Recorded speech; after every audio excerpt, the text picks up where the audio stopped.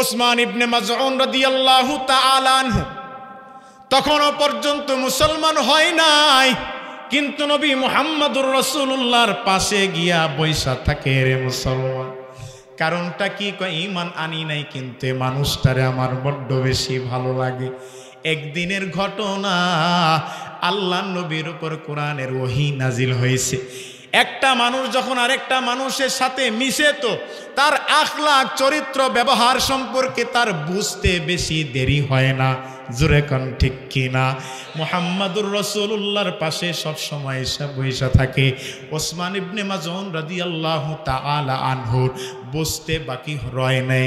এই মুহূর্তে হয়তো আল্লাহ নবীর উপরে কোরআন নাজিল হয়েছে।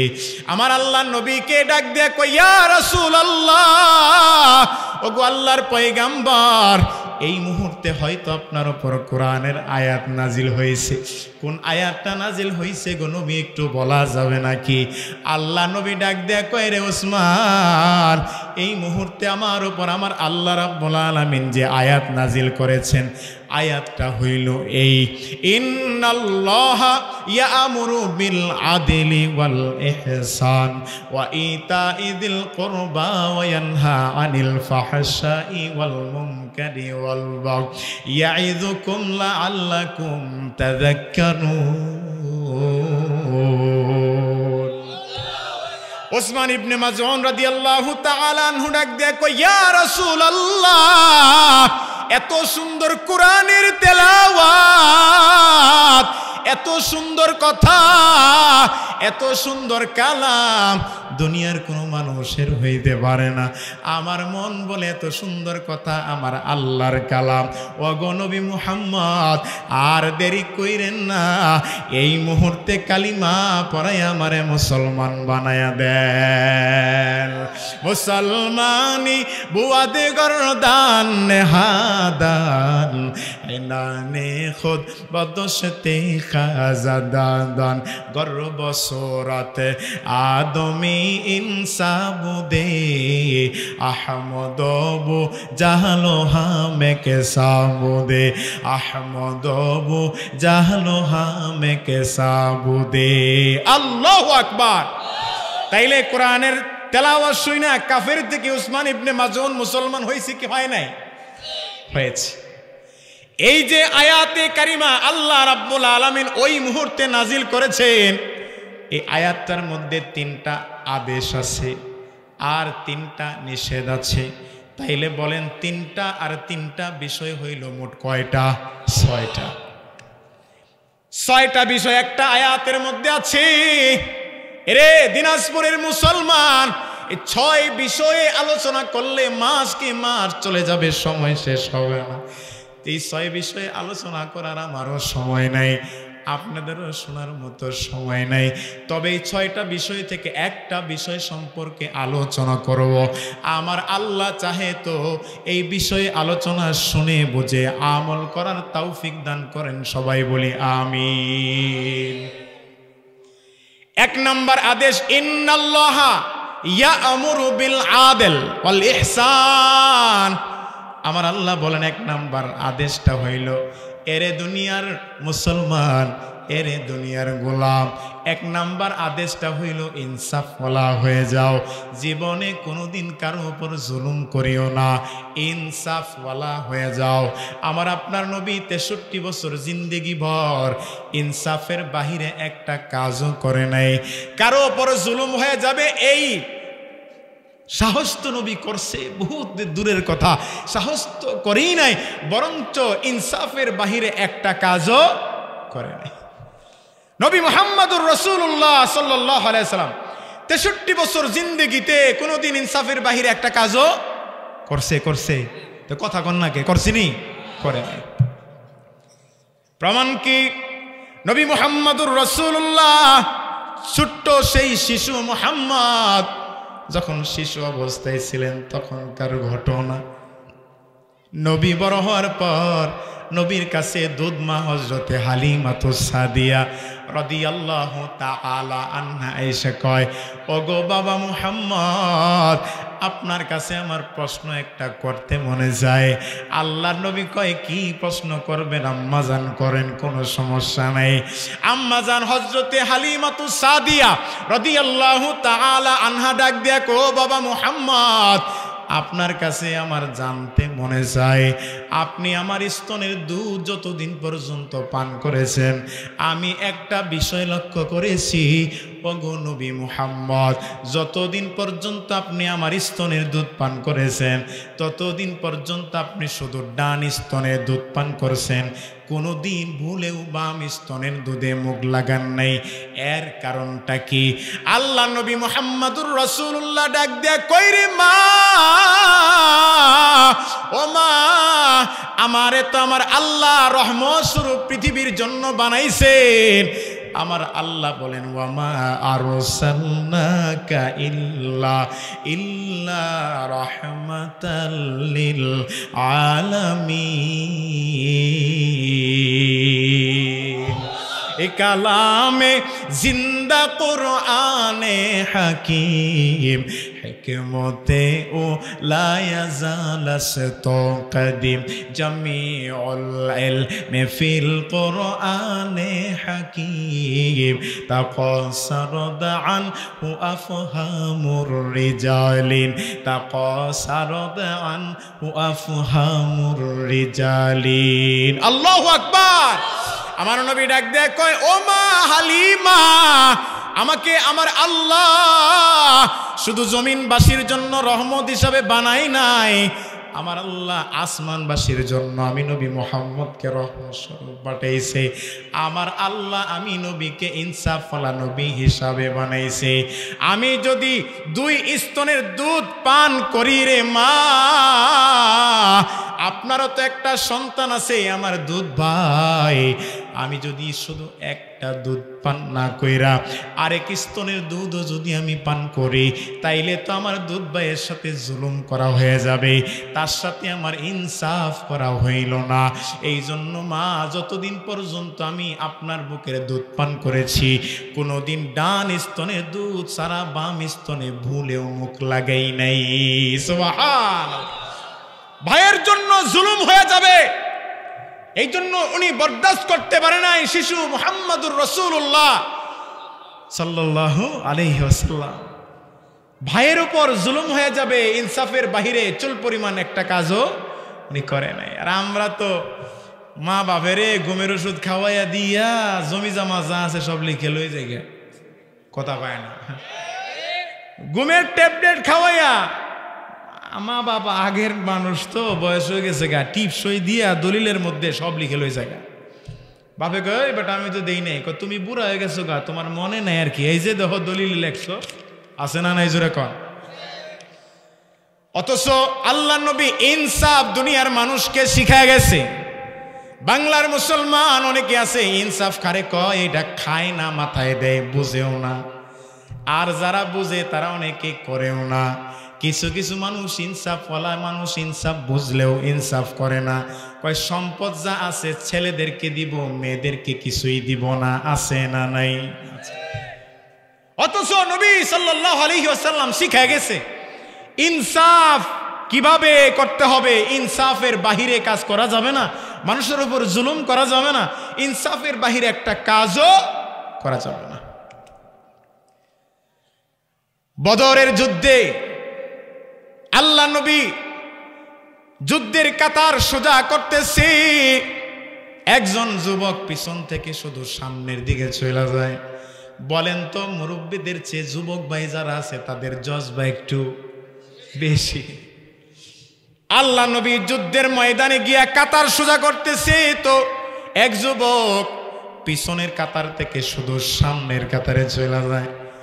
আল্লাহ নবী ওই যুবকরে ধাক্কা দিয়ে আবার পিছনে নেয়, যুবক আবার সামনের দিকে চলে যায়। আল্লাহ নবী যুবকরে আবার পিছনে নেয়, আবার সামনে চলে আসে। আল্লাহ নবীর হাতে একটা লাঠি ছিল, আল্লাহ নবী লাঠি দিয়া যুবকের পেটের মধ্যে একটা গুতা দিয়া কয়, এই যুবক শুধু সামনে চলে আসো, কারণটা কি? যুবক ডাক দিয়ে কয়, ইয়া রাসূলুল্লাহ, আপনি এই লাঠি দিয়া গুতা দিয়া আমারে ব্যথা দিয়া লাইলেন। যদি বুঝা থাকেন বলেন তো, নবী একজন রে ব্যথা দিছে, কথাটা কেমন শোনায় না? কথা কয় না। নবী ব্যথা দিছে, কথাটা কেমন শোনায় না? আল্লাহ নবী সরকারে দো আলম নবী মুহাম্মাদুর রাসূলুল্লাহ ডাক দেয়া কয়, রে যুবক, তুমি যদি হাসরের ময়দানে মজলুমের বেশে আমার আল্লাহর কাছে গিয়া যদি কও, ইয়া রাসূলুল্লাহ, ওগো নবীজি, আপনি যে আমারে এই গুতা দিয়ে ব্যথা দিয়েছেন, মজলুমের বেশে যদি আল্লাহর কাছে গিয়া যদি কো, আল্লাহ, তোমার নবী পয়গম্বর মুহাম্মদুর রাসূলুল্লাহ আমার উপর জুলুম করছে, তো আমার আল্লাহ অসন্তুষ্ট হয়ে গেলে আমি নবীর জন্য জাহান্নাম ওয়াজিব হয়ে যাবে। জোরে কোন ঠিক কিনা? আল্লাহ নবী সরকারে দো আলম নবী নিজের হাতের এই লাঠিটাকে ওই যুবকের হাতে দিয়ে কয়, এ যুবক, আমি আমার গায়ের জামাটাকে খুইলা দিলাম, আমি যেমনে তোমার পেটের মধ্যে একটা গুতা আমার সিরে যুবক, সেম কোয়ালিটির একটা গুতা তুমি আমারে মাইরে দাও। সুবহানাল্লাহ। চালাক একজন যুবক সাহাবী, কেমন চালাক যুবক সাহাবী, বড্ড চালাক সাহাবী, কেমন চালাক। আল্লাহ নবী নিজের হাতের লাঠিটাকে যুবকের হাতে দিয়া কয়, এরে যুবক, আমি যেমনে তোমার পেটের মধ্যে একটা গুতা দিয়ে ব্যথা দিয়েছি, আমার গায়ের জামাটারে খুইলা দিলাম রে যুবক, তুমি আমি যেমনে তোমার একটা গোতা দিছি, তুমি আমার এমন একটা গোতা দিয়ে দাও। আল্লাহু আকবার। চালাক যুবক সাহাবী হাতের লাঠিটাকে ফালাইয়া দিয়া আল্লাহ নবীকে জড়ায় ধইরা কানের কাছে গিয়া কইয়া, রাসূলুল্লাহ, ওগো নবীজি, আমি তো ব্যথা পাই নাই, বাহানা বানাইছি। কিসের বাহানা? আমি বাহানা বানাইলাম, ইয়া রাসূলুল্লাহ, আমার অনেক দিনের শখ, ওগো নবীজি, আপনারে কেমনে একটু জড়ায় ধরন যায়, আমি তো এই চান্স পাইতেছিলাম না, সুযোগ পাইতেছিলাম না, আজকে আমি একটা বাহানা বানাইয়া আপনারে জড়াইয়া ধরেছি। ওগো নবীজি, আমার বিশ্বাস, আমার গায়ের চামড়ার সাথে আপনি নবীর গায়ের চামড়া যখন লাগছে, আমার বিশ্বাস, আমি যদি মারা যাই তাইলে আমার কবরে আমার আল্লাহ আযাব দিবে না। সুবহানাল্লাহ। তাদের ধ্যান ধারণা কেমন ছিল, নবীর প্রতি প্রেম ভালোবাসা সাহাবায়ে কেরামের কেমন ছিল? আমাদেরও ভালোবাসা আছে, কিন্তু নবীর প্রতি নাই, ভণ্ড বাবার প্রতি। জোরে কোন ঠিক কিনা? আমার বাংলাদেশের কিছু ভণ্ডবীরের মুরিদেরা এমন আছে, তাদের বাবাদেরকে যে পরিমাণ ভালোবাসে, এর 1% ভালোবাসা আমার নবী কেউ বাসে না। জোরে কোন ঠিক কিনা? অনেক ভণ্ডপীরের মুরিদরা দেখেন তাদের ধ্যান ধারণা কেমন, চিন্তা ধারণা কেমন। নবীর থেকে বড় পীর পৃথিবীর বুকে আর কেউ আছে নাকি ভাই? কোন নবীর থেকে বড় কোনো পীর আছে? নাই। নবীর রওজায় যায় জুতা পইরা, আর বাবার দরবারে যায় জুতা খুইলা, আছে না নাই? অথচ তারা যে পরিমাণ ভালো তারা তাদের বাবাদেরকে বাসে, এই 10% ভালোবাসার মধ্যে 1% ভালো যদি আমার নবীকে বাসতো, আল্লাহর কসম করে বলি, এই ভণ্ডপীরের মুরিদ নিজেই আল্লাহর ওলি হয়ে যাইত। জোরে কোন ঠিক কিনা? তারা তো আবার গানও গায়, কয়, বাবা আমি তোমায় ভালোবাসি, বাবা আমি তোমায় ভালোবাসি, তোমায় ভালোবাসি গো বাবা, আমি তোমায় ভালোবাসি। এমন বন্ড আছে না নাই? অনেক আছে। যখন আমি থাকি যেইখানে, বাবার নামটি রাখি গো মনে, যখন আমি থাকি যেইখানে, বাবার নামটি রাখি গো মনে, দমে দমে তোমায় জপি গো বাবা। নাউজুবিল্লাহ কোন? দমে দমে তোমায় জপি গো বাবা, নিরলেতে বসি গো বাবা আমি তোমায় ভালোবাসি তোমায় ভালোবাসি গো বাবা আমি তোমায় ভালোবাসি। এমন ভণ্ড আছে না নেই? ওরে গো ভণ্ড বাবা রোজ হাসরে দেখবো তোমার কোন বাবা, ঠিক কিনা কার? ওরে গো পাগলা বাবা, ওরে গো ল্যাংটা বাবা, রোজ হাসরে দেখবে তোমার কোন বাবা। কোরআনের ধারে ধারে না মাজারেতে গাঞ্জা খায়, আছে না নাই?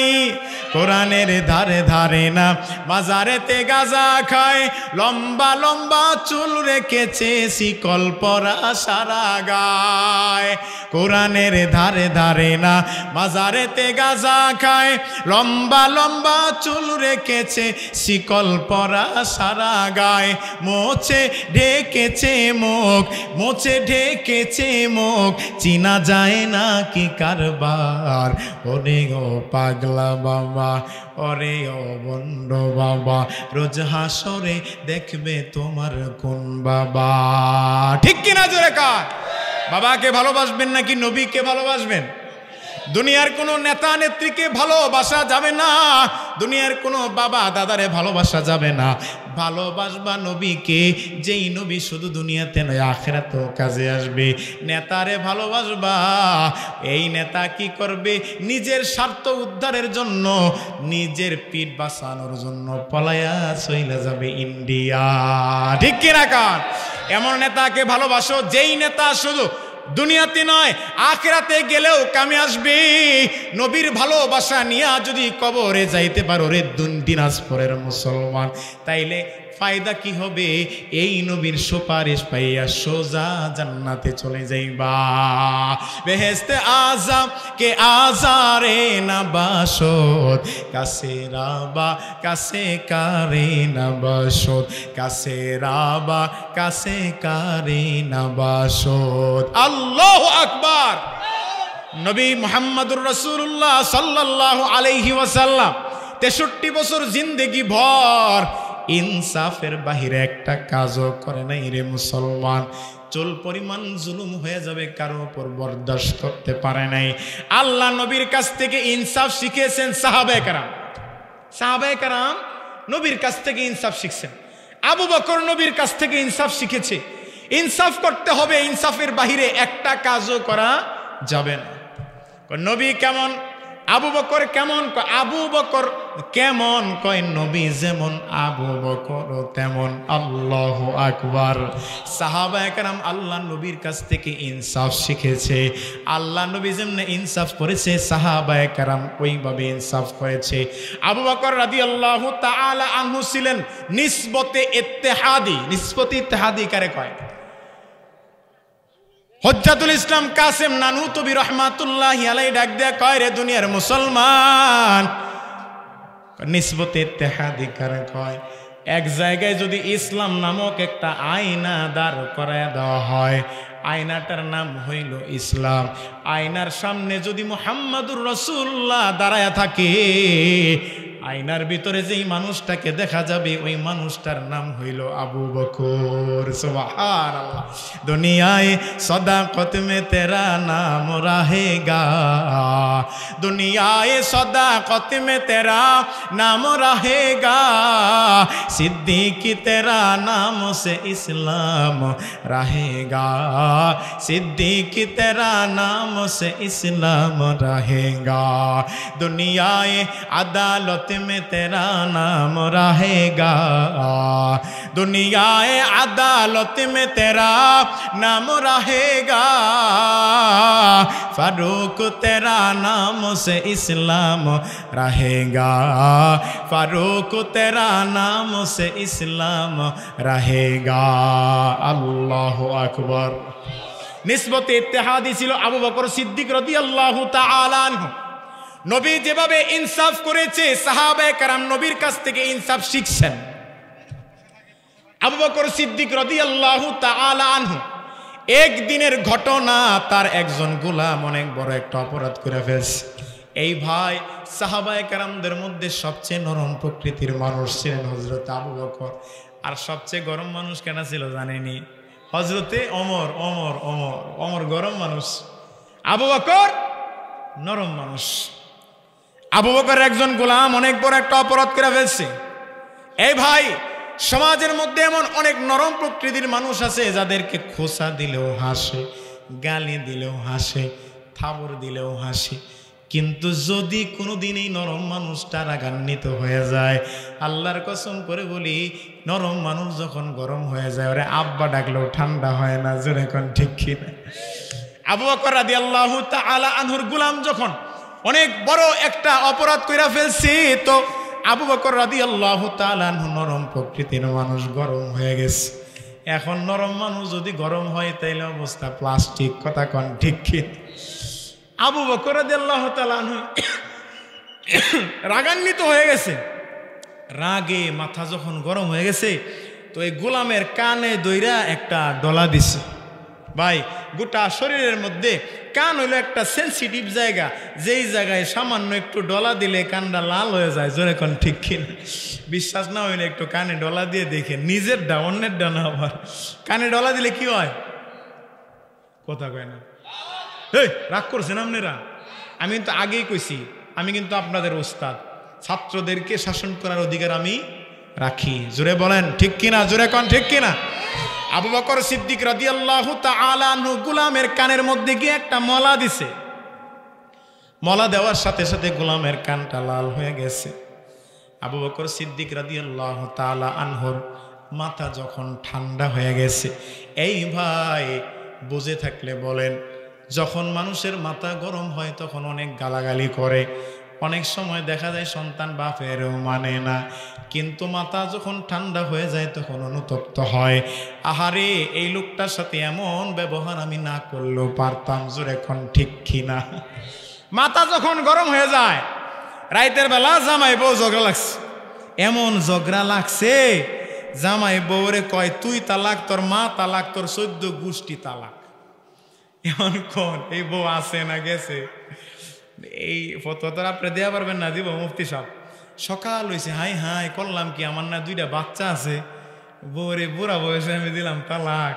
হুজুরের কাছে গেছে, হুজুর কাম তো হয়েছে। কি হয়েছে?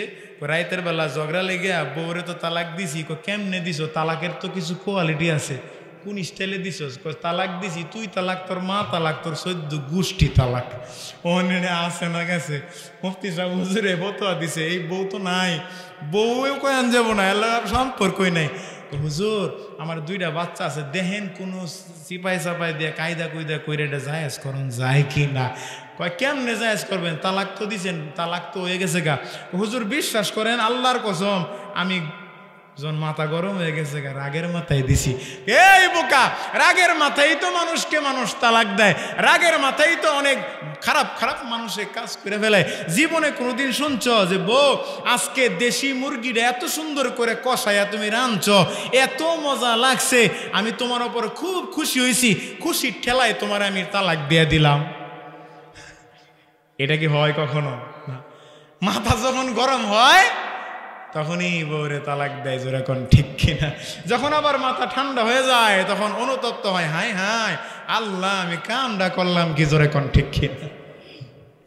আবু বকর সিদ্দিক রাদিয়াল্লাহু তাআলা আনহু যখন মাথা গরম হয়ে গেছে, গোলামের কানের মধ্যে দইরা একটা ডলা মারছে।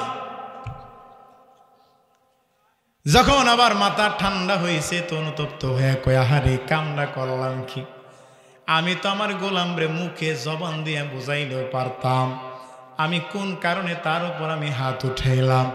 এই গোলাম যদি হাসরের ময়দানে আল্লাহর সামনে গিয়া গয়ে, গো আল্লাহ তোমার আবু বকর আমার উপর জুলুম করেছে, তো আমি আল্লাহর সামনে জালেমদের কাতারে গিয়া দাঁড়াইব। আমার আল্লাহ যদি আমার উপর সন্তুষ্ট হয়ে যায় তো জাহান্নাম ছাড়া কোনো গতি নাই। আবু বকর সিদ্দিক রাদিয়াল্লাহু তাআলা আনহু গোলামের সামনে গিয়ে কয়, গোলাম ও গোলাম, আমার মাথা গরম হয়ে গেছিল, এই জন্য তোর গায়ে আমি হাত উঠেছি। আমি চাইলে তো তোরে মুখ দিয়া বোঝাইলেও পারতাম, মুখে না বুঝাইয়া আমি আবু বকর তোর গায়ে হাত উঠাইলাম। এরে গোলাম তুই আমারে মাফ কইরা দে।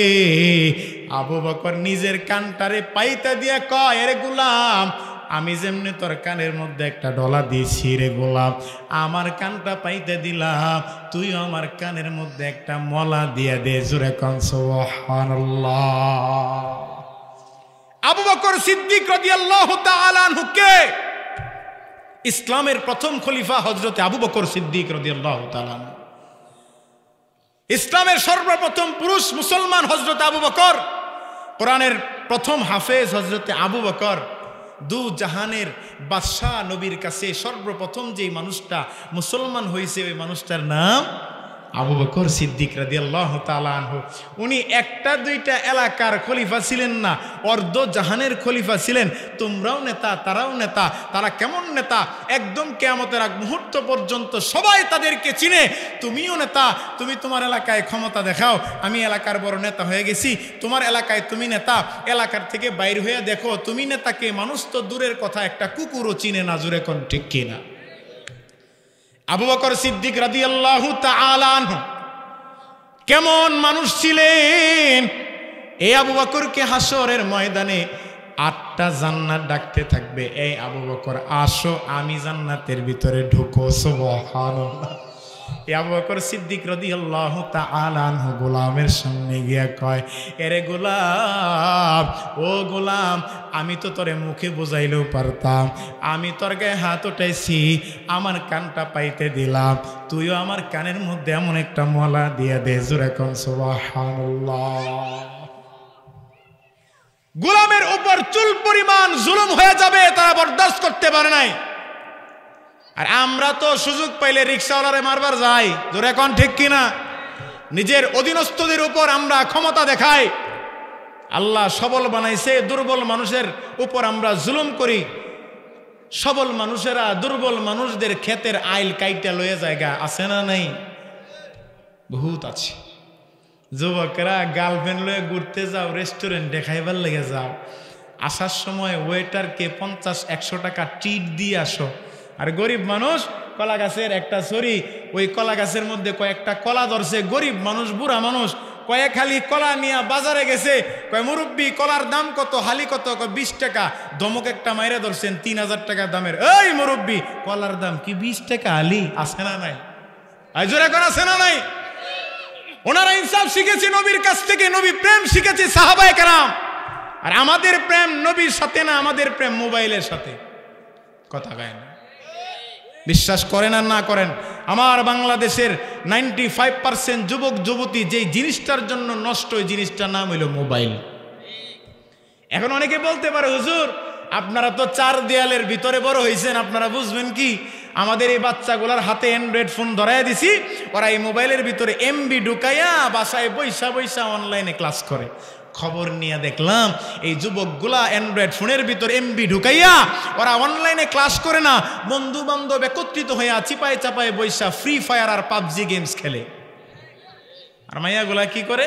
বাহিরে যায় হাত মোজা পা মোজা পইরা, আর ঘরের ভিতরে আধা কেজি লিপস্টিক মাইখা টিকটক ভিডিও বানায়।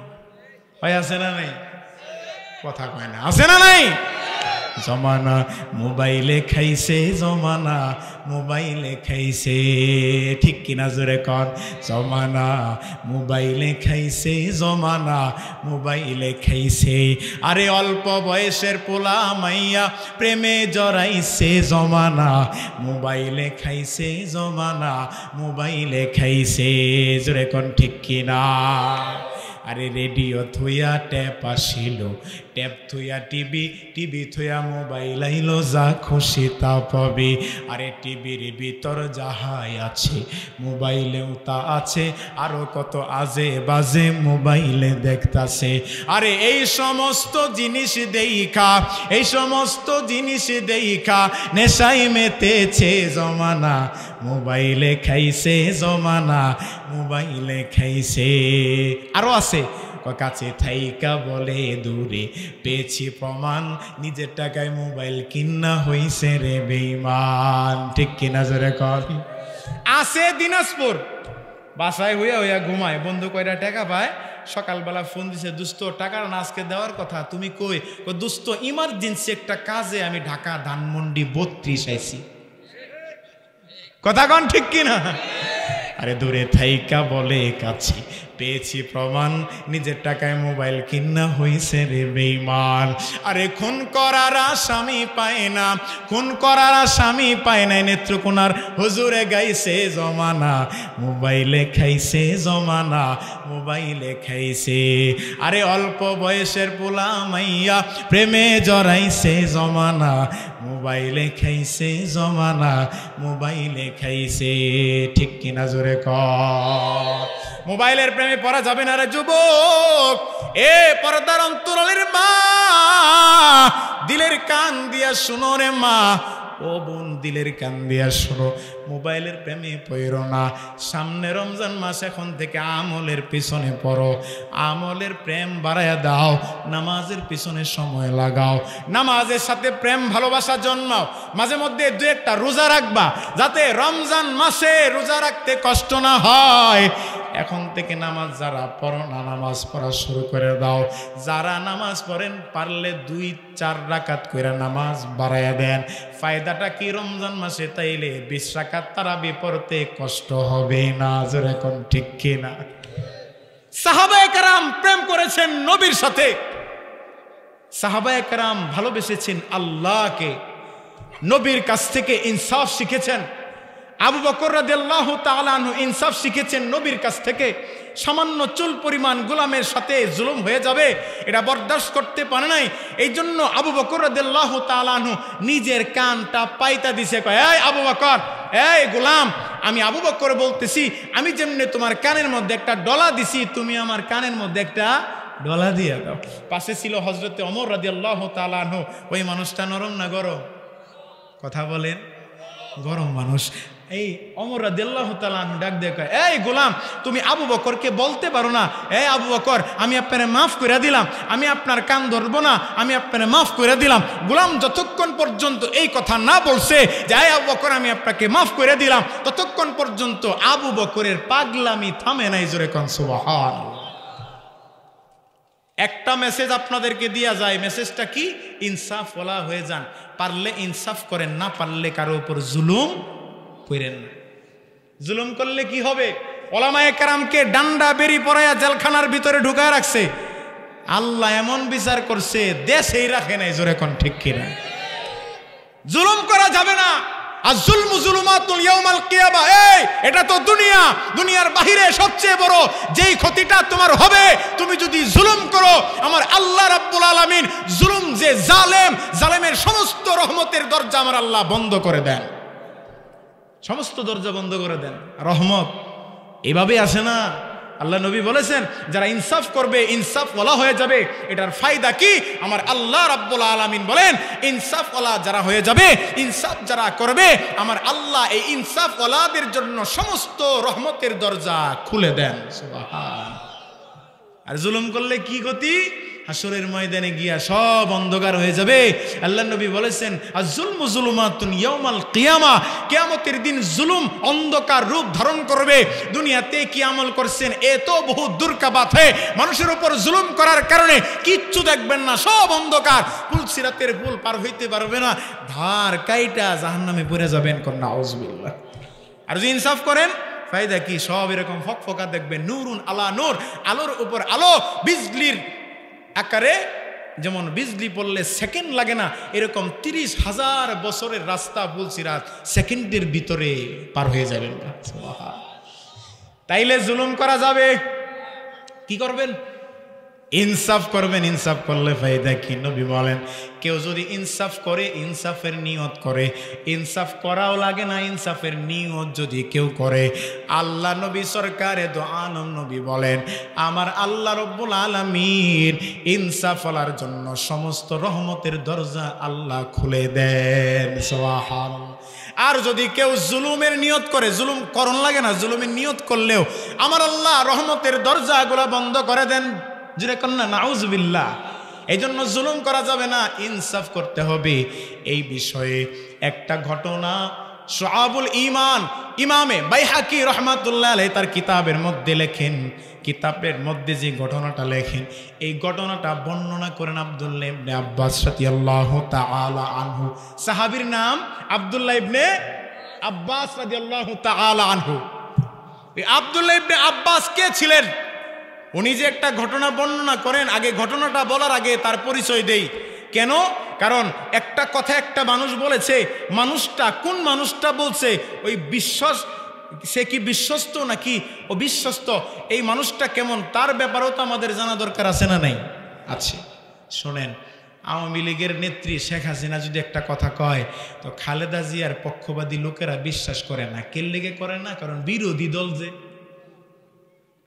আর যদি বিএনপির কোনো নেতা যদি একটা কথা কয় আওয়ামী লীগের ওরা বিশ্বাস করে না। কারণ কি? ওই কারণ একটাই, বিএনপি আওয়ামী লীগের কি বিরোধী দল, এই জন্য বিশ্বাস করে না।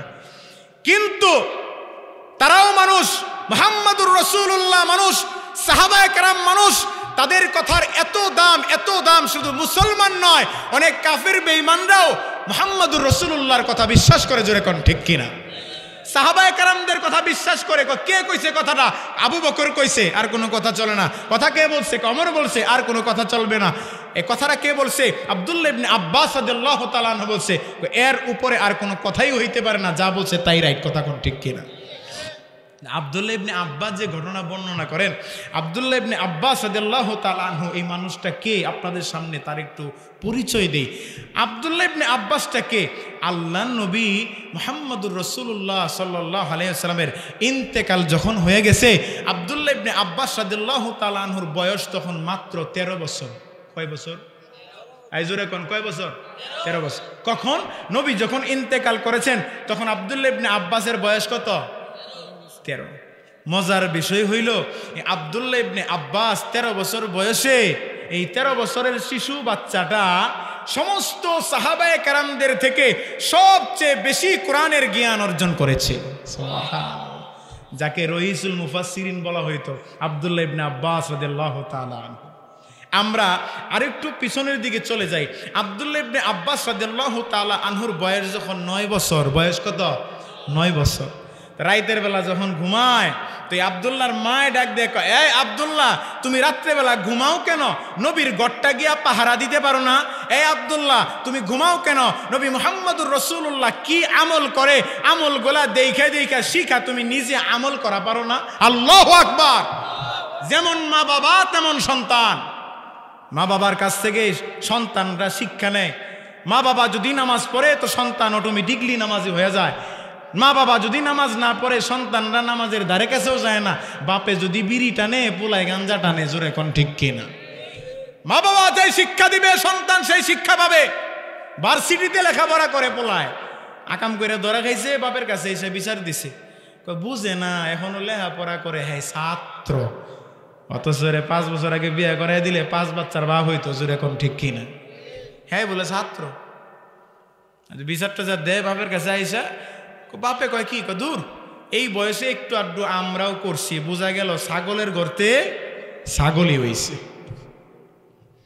আব্দুল্লাহ ইবনে আব্বাস রাদিয়াল্লাহু তাআলা আনহু 9 বছরের শিশু বাচ্চা রাত্রেবেলা যখন ঘুমায়, মাই কয়, এই বাবা ঘুমাও কেন? নবীর গড়টা গিয়া পাহারা দিতে পারো না?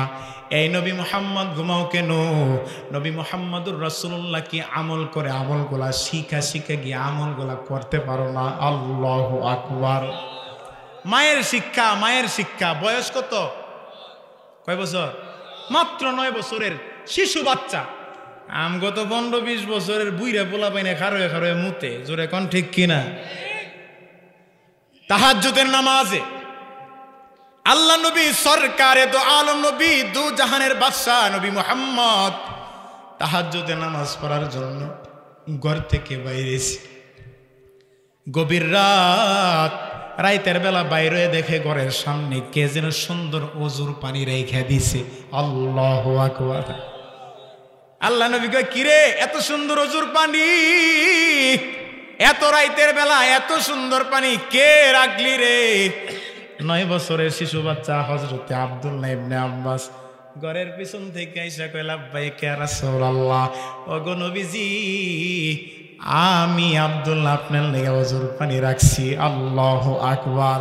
আমার নবী আব্দুল্লাহ ইবনে আব্বাস সে ছোট্ট মানুষ, বুকে জড়ায় নিয়া শক্ত কইরা দইরা উপর দিকে তাকাইয়া আল্লাহ তাআলার কাছে দোয়া করেছে, আল্লাহুম্মা ফাক্কিহহু ফিদ্দিন ওয়া আল্লামহুল কিতাবা ওয়াল হিকমা। আল্লাহ তাআলার কাছে নবী মুহাম্মদ দোয়া করতে দেরি হয়েছে, আমার আল্লাহ নবীর সিনা থেকে আব্দুল্লাহর সিনার ভিতরে গোটা কোরআন শরীফটা কপি করতে দেরি করে নাই। সুবহানাল্লাহ।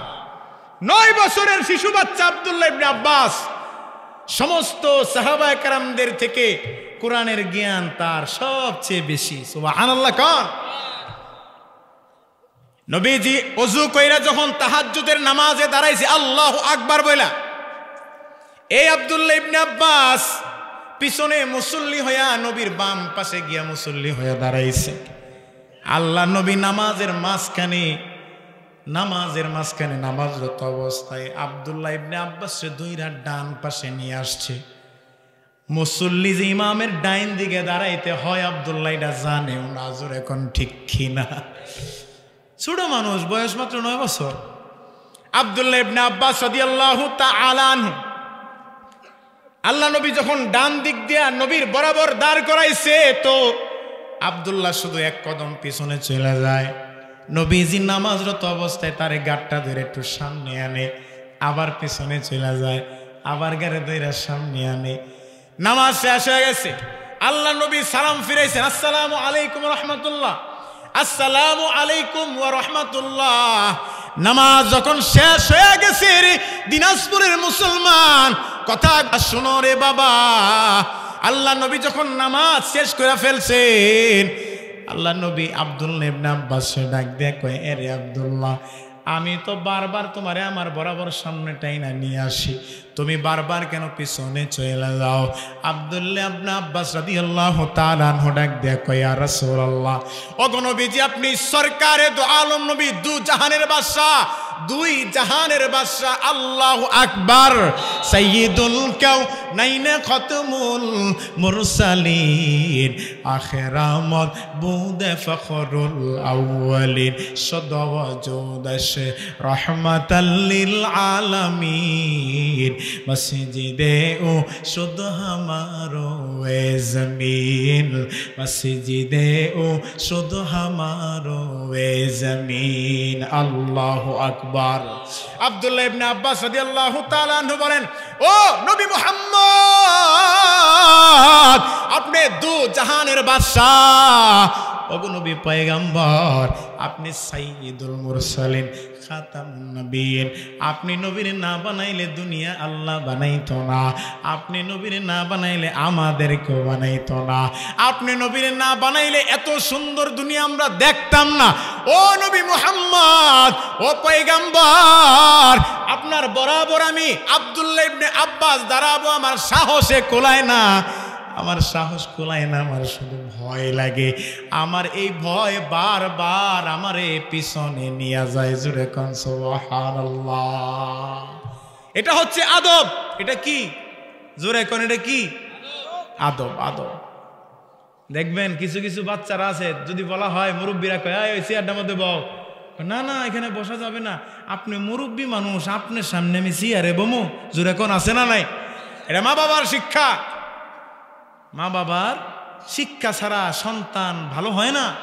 এখন এই ছোটবেলায় হাফ প্যান্ট পরে ঘুরছে, এনে সিরা ওনে সিরা স্টাইল করাইছে বাচ্চাদেরকে দিয়া, এখন বড় হয়ে গেছে, বড় হয়ে হাফ প্যান্ট পরে, কথা শুনে না, বাপে কয় ডাইন দিকে যাইতে, ওই যায় বামে, বাপে কয় বামে যাইতে, ওই যায় ডাইনে।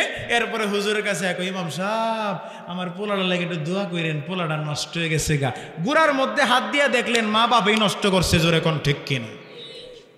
আগে শিক্ষা দেয় নাই, এখন শিক্ষা দেওয়ার লেগে দাঁড়ে দাঁড়ে ঘুরে, কথা শুনে না, কথা মানে না, শুনে না, কারণ শোনানোর মতো কাজ তো আপনি করতে পারেন নাই। আর সাহাবায়ে কেরামদের মায়েরা বাবারা শিক্ষা দিছে, কে আব্দুল্লাহ তুমি ঘুমাও কেন, নবীর গড্ডা গিয়ে পাহারা দিতে পারো না? আল্লাহু আকবার বলেন। আব্দুল্লাহ ইবনে আব্বাস রাদিয়াল্লাহু তাআলা আনহু এলেমের গভীরতা কেমন ছিল আপনাদেরকে বলেছি, তার আদব কেমন ছিল আদবের ব্যাপারে বলেছি। এখন আসেন আব্দুল্লাহ ইবনে আব্বাস রাদিয়াল্লাহু তাআলা আনহুর মারিফতের পাওয়ার কেমন ছিল। মারিফত কারে কয়? মারিফত হচ্ছে এমন এক জিনিস ব্যক্তি তার যোগ্যতায় ওই অর্জন করতে পারে না, এই অর্জন যিনি দেন তিনি কে? আল্লাহ। আব্দুল্লাহ তার বাবা আব্বাস রাদিয়াল্লাহু তাআলা আনহুকে নিয়ে বাপ্পতে মিল্লা নবীর দরবারে গিয়া দেখে নবীর পাশে কে যেন একজন বইসা রয়েছে। তা আব্দুল্লাহ কয়, আব্বা নবীর পাশে যে একটা লোক বইসা রয়েছে এই মানুষটাকে এরা, এই আপনারা কি বিরক্ত হইতাছেন? ঘুমায় গেছেন আপনারা? ঘুমায়েন না, ঘুমায়েন না, অল্প সময় আমি ছেড়ে দিব। আব্দুল্লাহ ডাকতেছে, কয় আব্বা। আব্বাস রাদিয়াল্লাহু তাআলা আনহুকে বলতেছে, আব্বা জান নবীর পাশে যে একটা লোক বসা ওই মানুষটাকে এরা। কই আমি তো দেখি না। দেখো না নবীর পাশে বসা। কই আমি তো দেখতেছি না। কিছুক্ষণ পর নবী বলতেছে, এই আব্দুল্লাহ আমার পাশে যে একটা মানুষ বসা ছিল কি তুমি দেখছো? হ আমি তো তারে দেখছি। আব্বারে জি গেলাম, আব্বাই বলে দেখে না। তুমি একজন সাচ্চা একটা ফেরেশতা তার আসল রূপে তারে দেখে ফেলছো। সুবহানাল্লাহ। ফেরেশতা আছে না নাই? এটা যারা বিশ্বাস না করবে তাদের ঈমান নাই। যারা বিশ্বাস করবে না যে ফেরেশতা নাই তাদের ঈমান নাই।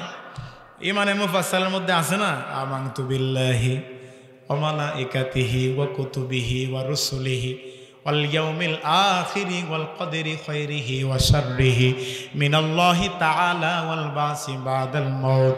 এক নাম্বার ঈমান এনেছি আমার আল্লাহর উপর, আমানতু বিল্লাহি আল্লাহর উপর, ওয়া মালাইকাতিহি ফেরেশতাগণদের উপর। তার মানে ফেরেশতা আছে না নাই?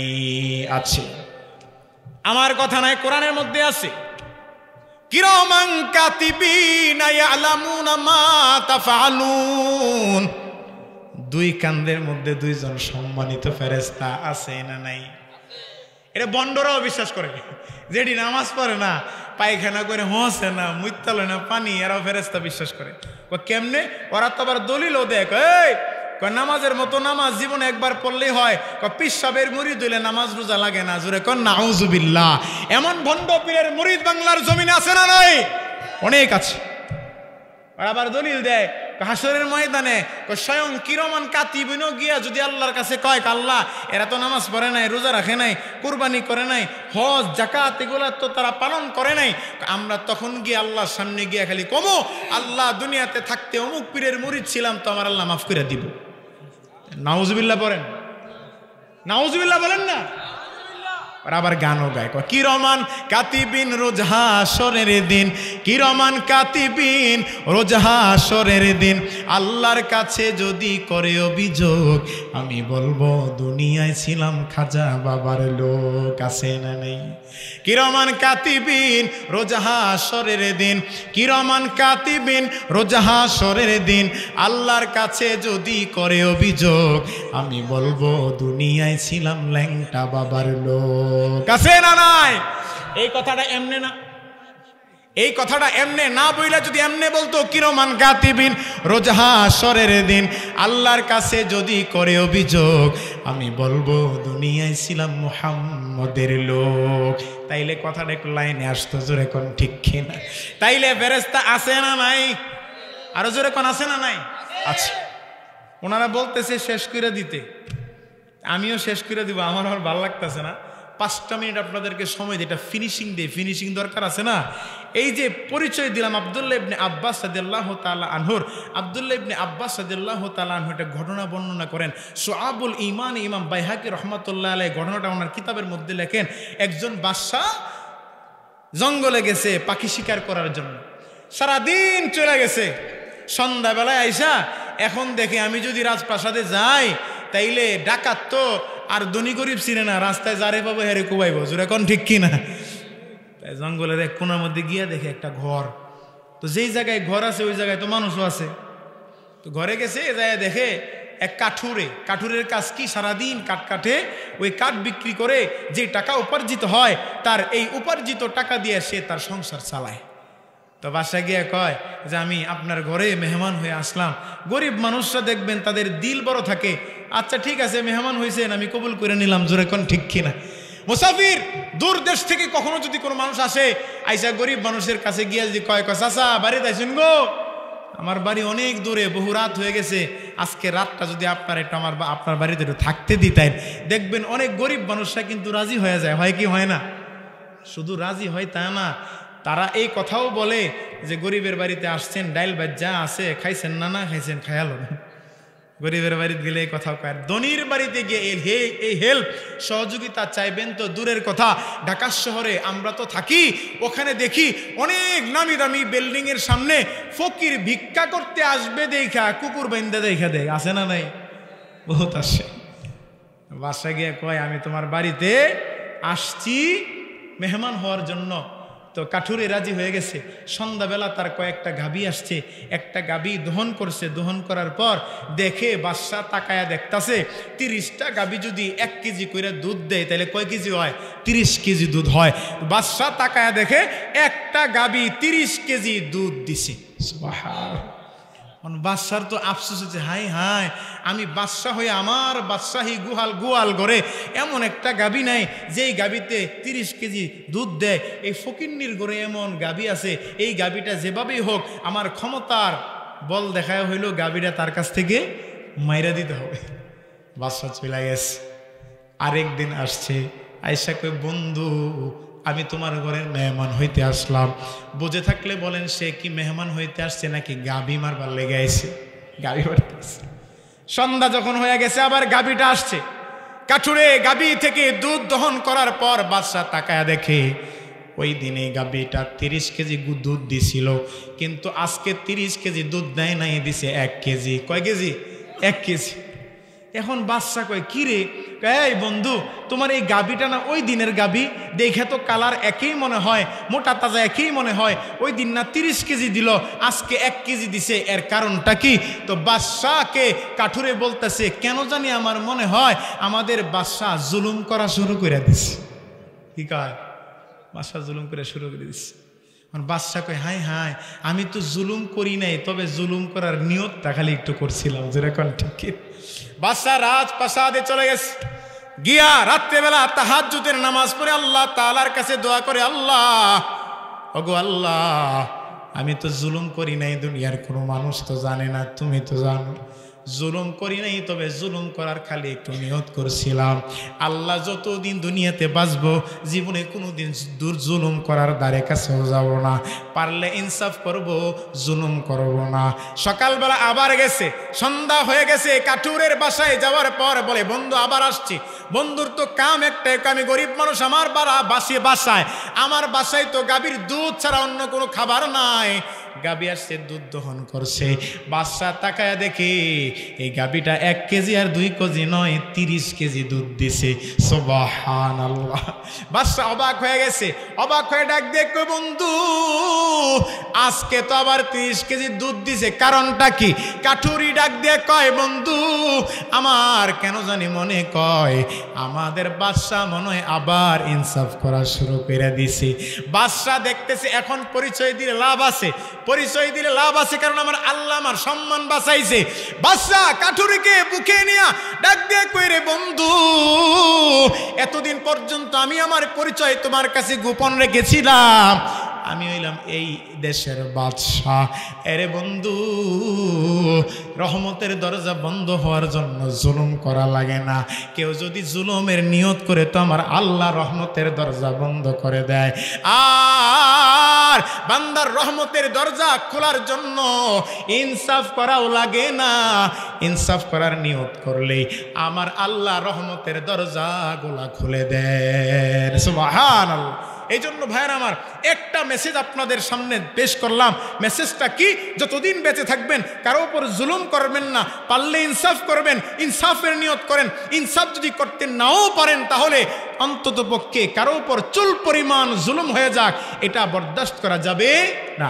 আল্লাহ তাআলা আমাদেরকে বুঝার তৌফিক দান করেন। সবাই বলি আমিন। ওয়া আখিরু দাওয়ানা আলহামদুলিল্লাহি রাব্বিল আলামিন। আসসালামু আলাইকুম ওয়া রাহমাতুল্লাহ।